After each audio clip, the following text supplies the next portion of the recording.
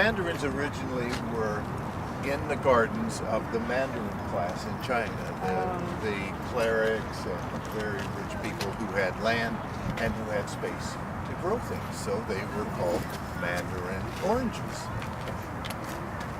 Well, there were, you may recall an old tangerine called Dancy tangerine. That used, when I was growing up, that was about all that was available in the stores, usually around Christmas time. Okay. Dancy was planted in North Africa in a place called Tangier. So when they sent them to Europe, they called them tangerine.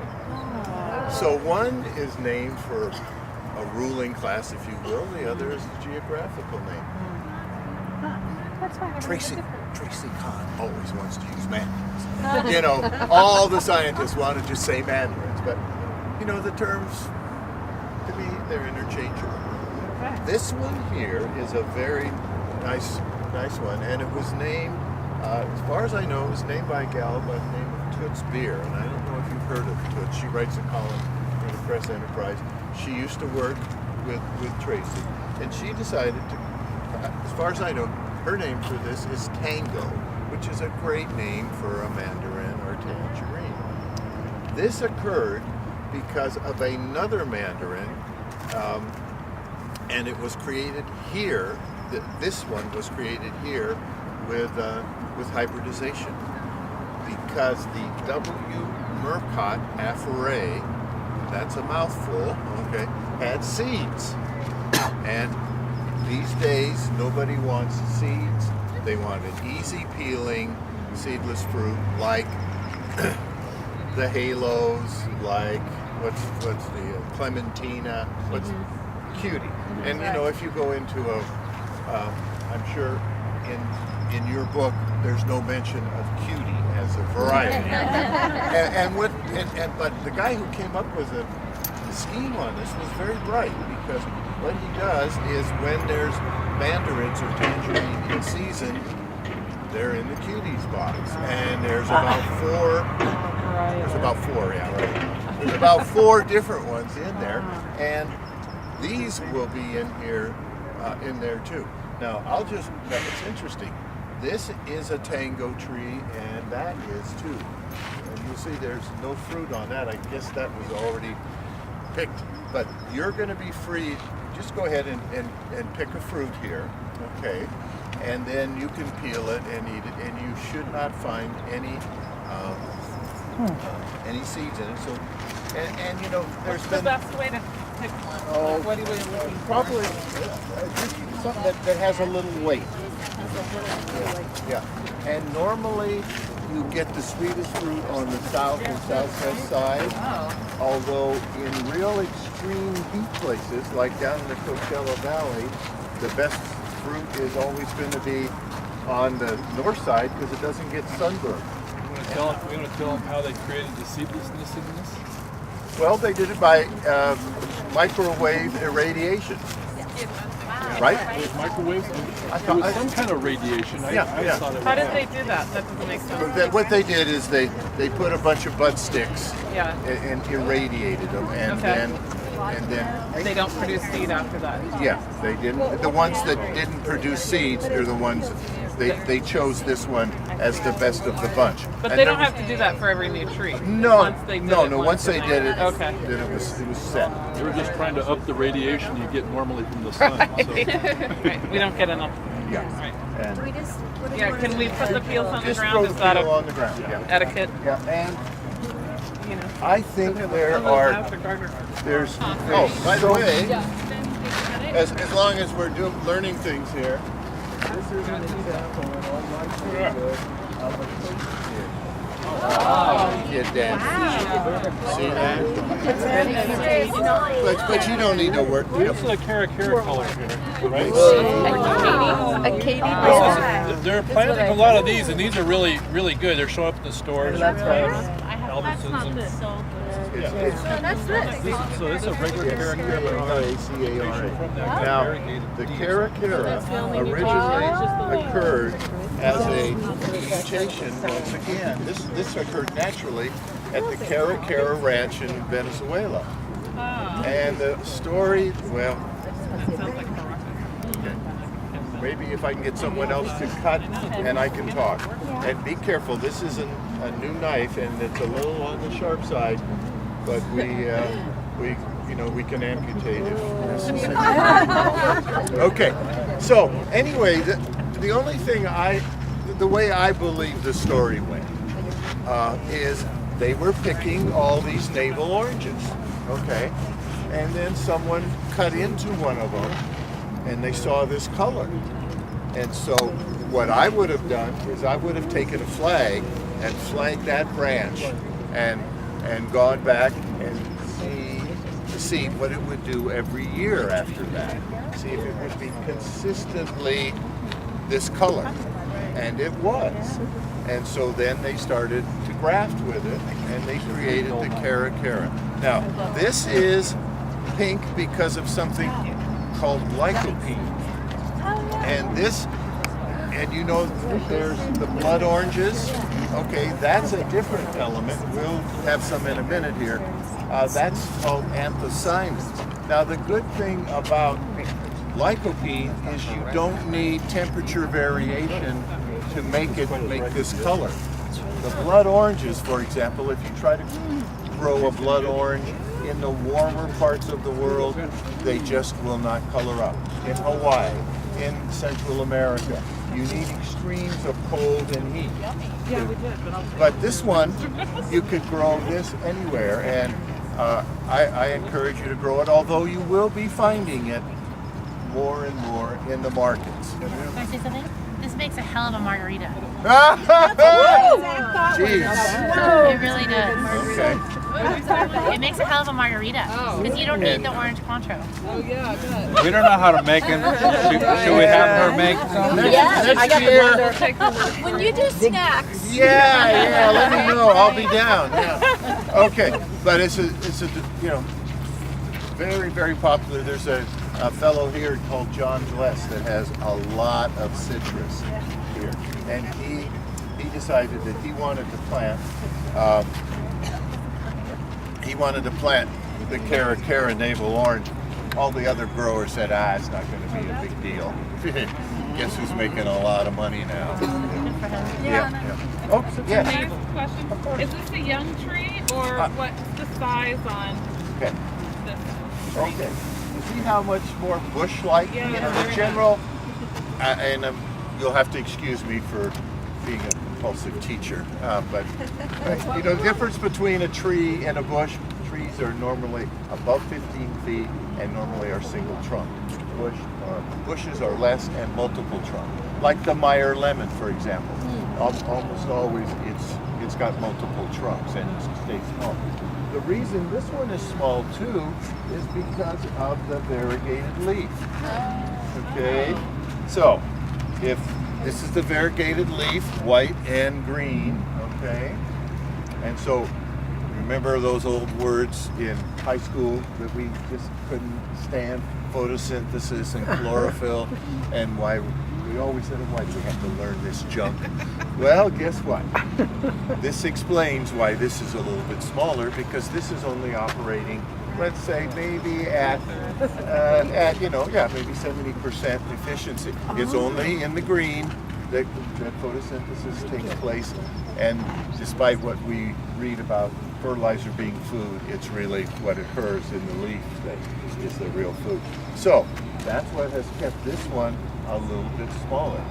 Now, stop me.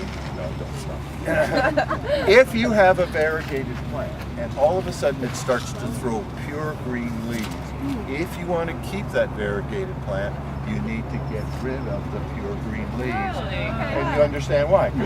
Eventually it'll become pure green because it's getting more chlorophyll. This one doesn't show, that one might be. The urethra lemon right there too, right? Yeah, there's a few. There's a few, but even on the edge here, there's white. So it makes the size more manageable. Although, to continue, Tom, that's why we don't give you knives, so you can't threaten me to shut up. Remember the old I'm sure you've heard this. There's going to be people that are going to ask you, how big does that fruit tree get?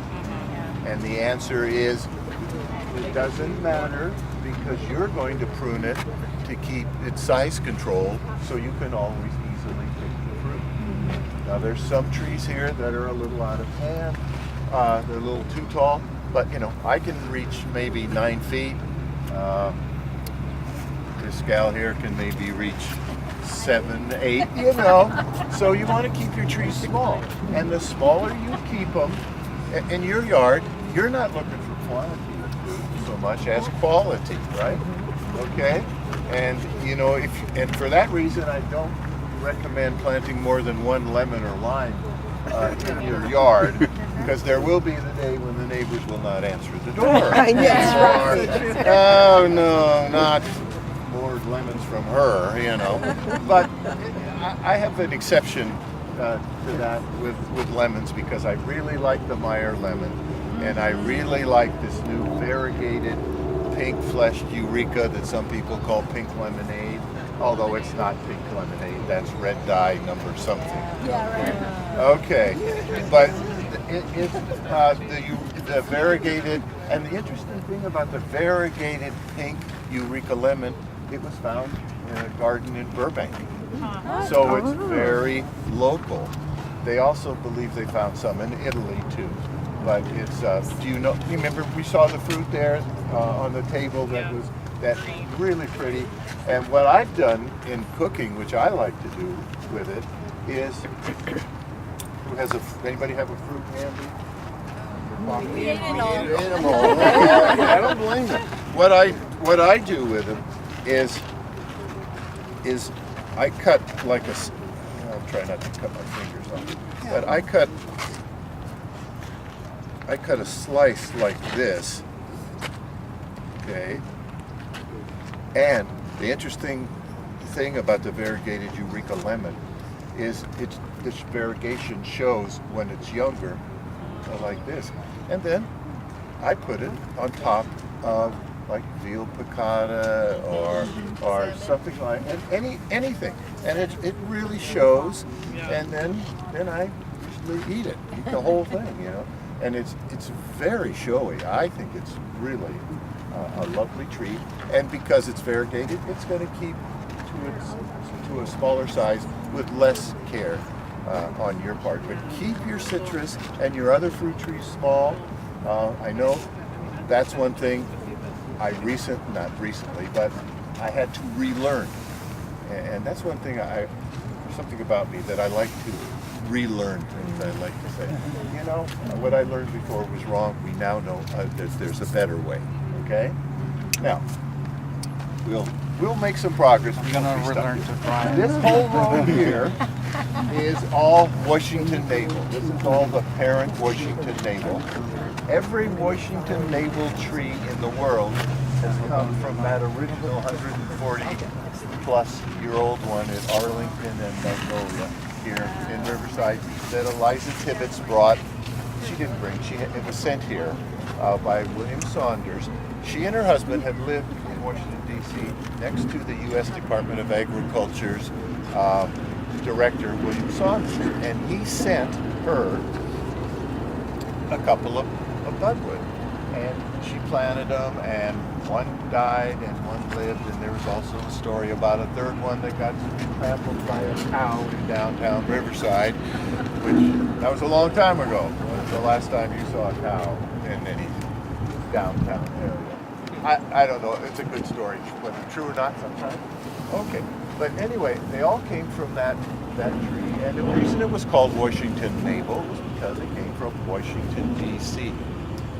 A couple of years ago, one of you San Diego folks were in my tour, and she said, well, I'm very glad to know that, because I recently moved here, and I was not going to buy Washington navel oranges in stores, because I wanted to support California, not the state of Washington. And I said, oh, well, don't worry. So it was good. And another interesting thing happened with the name is at one time they wanted to call it the Riverside navel orange. But all the growers in San Bernardino said, oh no, you can't do that, because they will think it's a different fruit. But it's the same fruit no matter where it grows. And it's kind of the standard that we judge all other navels by. And it may have started the whole trend towards seedless and easy peeling. Because Valencia is a nice fruit, but it doesn't peel easily normally. And the juice is great, but it's got seeds inside. With the exception of two varieties that are from South Africa. Delta and Midnight are seedless Valencias. So if you want a Valencia, go with Delta or Midnight. Also now, we have navel oranges that from Australia that grow not into middle of summer, but late spring, early summer. Lane Late is one that should be in your book. Lane Late and Barnfield are two of those that are real good. Okay? So, like the year the navel tree became. Yeah, 140 years ago. Do the math. Yeah, there we go. I don't know, 8. And this was planted on C35 rootstock, which is what most of the sweet citrus is planted on, C35. Okay. Gary, step right up. To these branches that are. Oh, sorry. Oh, sorry. Well, let's talk about that. Well, I picked some fruit. This is Morrow. This is Morrow blood orange. This is a blood orange? Well, So we're going to peel it. there was a. We had a citrus meeting in San Diego someplace. I just got a packing house report there. The packing house had paid $7 a box for Valencias and $42 a box for blood oranges. So I said, I think there's some room to increase some acreage on blood oranges. So it's like everybody in the room ran to the nursery and bought blood orange tree, right? So they planted them like crazy, and then the price fell down because nobody was promoting them, down to zero. And there's still people in Fallbrook that blame me for that because they planted whole neighborhoods of these things. And it's like, how long can you blame the farm advisor? Even after he retired. Okay, now when you eat this, maybe bend over a little bit. And this is about as, this Morrow is the bloodiest of the blood oranges. It probably wouldn't show too bad on your blouse. But I have some interest. We all have stories. And this story, the thing that's interesting about it, and I'll give you a taste too, is when I was teaching, I taught a lot of citrus classes, and in one class there was a woman, and another class there was a man. They both told me the same story. They said they were in Italy, and they ordered this blood orange juice that came to the table, and they both said, I didn't order tomato juice, take it back. So if you ever have a friend that goes to Italy, give them a heads up about blood orange. It's interesting. These are called groovy blood oranges, and they're not very good by themselves, but they're very good in transferring that red color to other fruit in the hybridization. That has the best, they say, has the best flavor. So, This tree with more acidic. yeah, and you'll see when I cut the fruit that it's not nearly as bloody as the other. Tarocco. See? But the taste is, I think I made a mistake, Christine. When you were saying something about the flavor. This is the one that has more of the flavor of berries. But look, here's the seeds, and that's why you want to juice this. What do you think? That's what most people say. It has a better flavor than the. Watch out for the seeds there. Okay, who else is cutting? Anybody else? Oh, okay. And they're-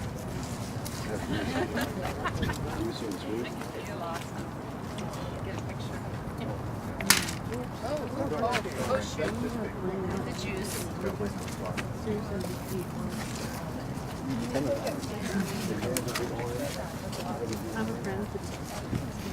We found the sumos. Oh, there's a tree right there. Yeah, but no, this sumo's here, and I guess there's one that didn't make it. This is what sumo looks like, and you can see why it was called sumo. Okay. There was a time when we were told we couldn't call them sumo, so my idea was saying fat Japanese wrestler. But this is what's called a mummy, and you likely, if you have a citrus tree, especially if you have a citrus tree that's tall, you probably got mummies there because this is last year's fruit. And all these, this is a fungal city right here. Yeah. So you want it. Okay. This guy that got the exclusive rights to sumo, I guess it's, I have to admit, the first time I tasted it, I wasn't that impressed. But it may have just been that the trees were young. Look here. Pretty? Pretty. Oh, beautiful. Yeah, tangerine, mandarin tangerine. Yeah. Yes, it is, and that's why they called it sumo. Well, because this one guy kind of had the mark From here, for just it. from behind you. Yeah, decoupon is another name for it. Very pretty. Yeah, decoupon.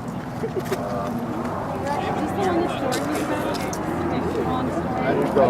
One that I think is really underappreciated. This is Nordman seedless kumquat. This is the Nagami shape, Nordman seedless Nagami, and I think the great advantage of this one would be that you could, if you want to make marmalade, you don't have to de-seed them. This is Nordman seedless Nagami kumquat. It is available now. It may have to special order. I think it's good. It's not as tasty as marumi, but it's seedless. So in other words, it would be great for making marmalade because you got sweet and sour or sweet and sour sauce or whatever. Nagami. Okay. Nagami was the last one. Okay. This one's Nagami seedless, right? That's right. Nordman Nagami seedless. Okay. Grab a fruit and let's go because it's equally colored as the other blood oranges. But see, it's got good color. And wait till you taste it. I usually have people taste this the last. And the reason I do is that it, even after you've eaten a whole bunch of sweet stuff, this really tastes good. Don't try to take my I was helping you. Right here. V-U-K-H. It comes from, actually originally from North Africa and also from the island of Corsica. And it's, if you go to the citrus variety collection, Would you pronounce it one go more to the time? citrus variety collection, What is it called again? Bukovza, B-O-U-K-H-O-B-Z-A. Yeah. It is our new favorite. Thank you. Now I have a question. When do these set fruit? Because they're all fruiting now. Like I have mandarins in my yard.